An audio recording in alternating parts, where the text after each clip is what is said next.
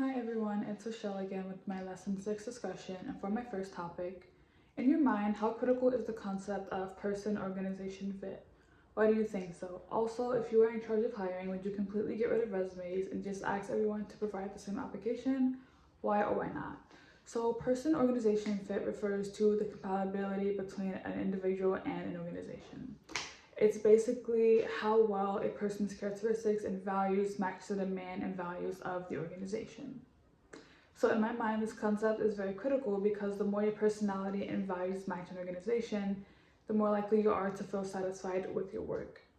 An individual is also more likely to want to go to work and not dread going to work. The more an individual's characteristics match an organization, such as skills, goals, and cultural fit, the more likely they are to thrive within the organization and in turn allow the organization to be more successful. If I were in charge of hiring, I would not get rid of resumes because I think they are a good initial screening tool. Excuse me. They provide a standardized way to gather necessary information about a potential candidate's qualifications and background. And given how competitive the job market is, resumes are a good way for candidates to showcase their skills and qualifications. Additionally, the flexibility of resumes allows individuals to use a format they believe is more suited for them. And because resumes are more personalized, each one can be tailored to each specific job type. So I personally would not get rid of resumes altogether. I do, however, think that for certain jobs, resumes should be used in combination with other assessments. So for example, police officers are typically given a fitness test to pass. It's usually a requirement to successfully become a police officer. For my second topic, are background checks, including credit checks, criminal history checks, and social media reviews, too invasive? Explain your answer. I personally view background checks as a necessary evil. For most background checks, like criminal history reports and credit checks, they definitely provide a legitimate purpose.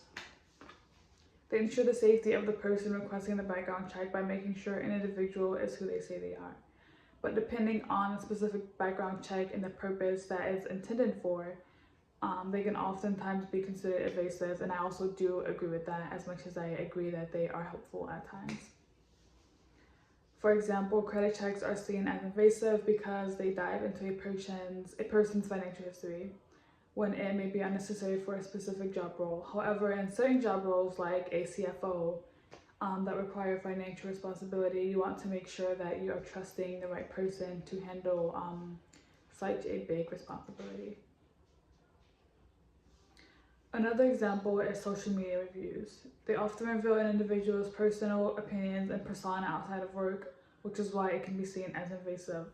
But on the other hand, employers view it as a way to see what a candidate is truly like and judge whether or not they would make a good fit for the company culture. Overall, I do consider background checks to be a little too invasive, but I also think that employers have to make a conscious effort to find the right balance in utilizing background checks to ensure the safety and success of the organization without being too invasive within a person's privacy. And that is all. Thank you.